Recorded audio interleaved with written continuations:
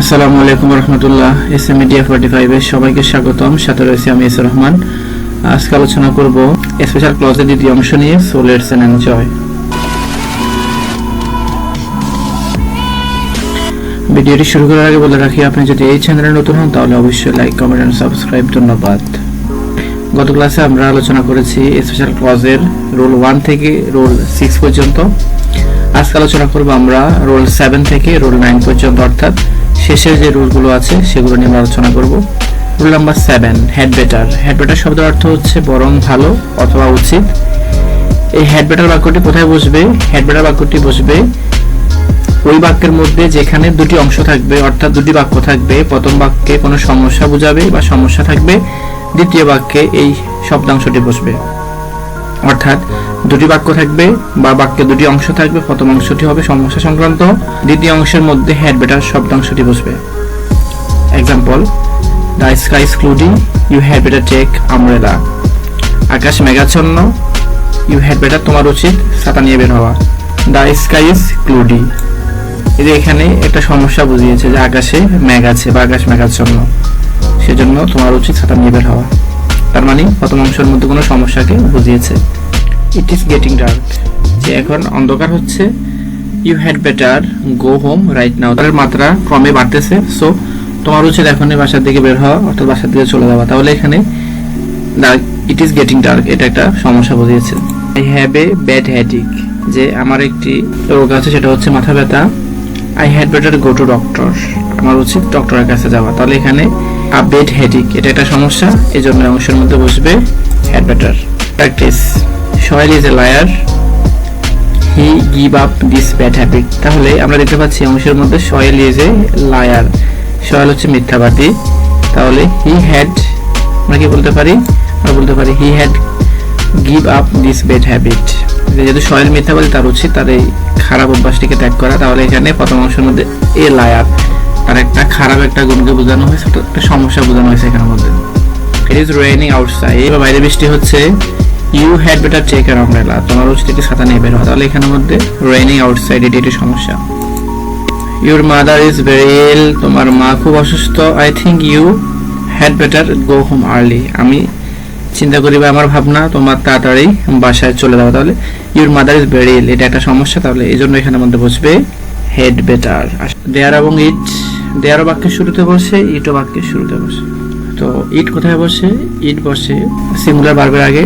Singular ভার্বগুলো হচ্ছে is, was, has. একটা কথা মনে রাখবো, তোমরা এটা ভাষায় নোট করে রাখতে পারো, সেটি হচ্ছে ভার্বের শেষে যদি এস থাকে তাহলে সেটি হয় সিঙ্গুলার, নাউনের শেষে যদি এস থাকে সেটি হয় প্লুরাল। যেমন এখানে এস আছে, ইজ, হ্যাজ, ওয়াজ, এখানে এস আছে, এগুলো সিঙ্গুলার। আবার দেখো ইট শব্দটি বসে সিমস, অ্যাপিয়ার, দ্যাট, এই তিনটি শব্দ যদি বাক্যের মধ্যে থাকে, ওই বাক্যের মধ্যেও ইট শব্দটি বসবে। আমরা একটু এক্সাম্পলের মাধ্যমে দেখি। ইট ওয়াজ আ ট্রাইবল শিপ, তাহলে এখানে ওয়াজ এটি হচ্ছে সিঙ্গুলার, এই জন্য এখানের মধ্যে ইট বসছে।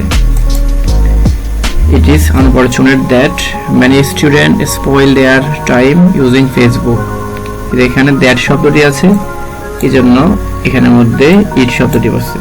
ঠিক আছে। It affairs to me, it affairs to me he is interested in the matter, এখানে অ্যাফেয়ার শব্দটি আছে, এই জন্য এখানের মধ্যে ইট বসছে। People are getting sweated easily today, it seems the humidity is higher, তাহলে এখানে সিমস শব্দটি আছে, এই জন্য এখানে ইট বসছে। আমরা আলোচনা করব দেয়ার নিয়ে। সাধারণত লিভ শব্দের আগে দেয়ার বসে, মনে রাখবা, যেখানে লিভ দেখবা সেখানে দেয়ার বসবে। আবার দেয়ার শব্দটি প্লুরালের আগেও বসে, দেয়ার শব্দটি সিঙ্গুলারের আগেও বসে, কিন্তু ইট শব্দটি কেবল সিঙ্গুলার আগে বসবে। এক্সাম্পল: যেমন there lived an old man in a village, live শব্দটি আছে, এই জন্য এখানে দেয়ার বসছে। There are hundreds of language spoken regularly by human being, তাহলে এখানে আর এটা হচ্ছে প্লুরাল, এই জন্য এখানে দেয়ার বসছে।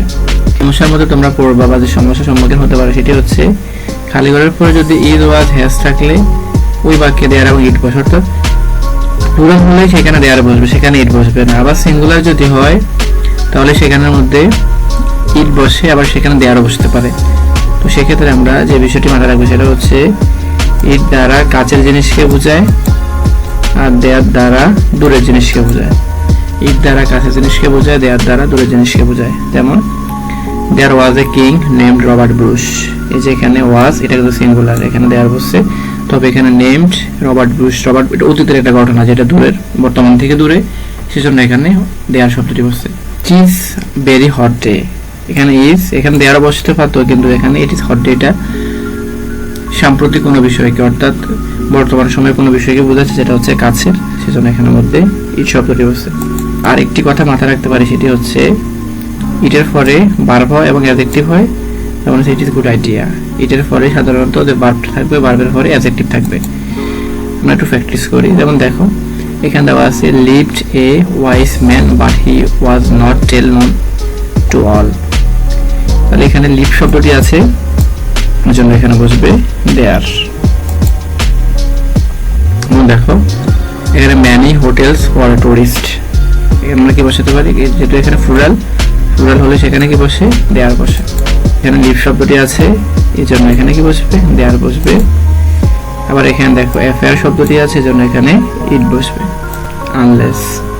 আনলেস অর্থ যদি না, শর্ত থাকবে, যদি না অর্থ প্রদান ছাড়া বাক্যটি অর্থ প্রদান করতে পারবে না, তাহলে এখানে শর্ত থাকবে, অর্থাৎ প্রথম অংশের সাথে দ্বিতীয় অংশের শর্ত থাকবে। যেমন you work hard, you will not make a good result.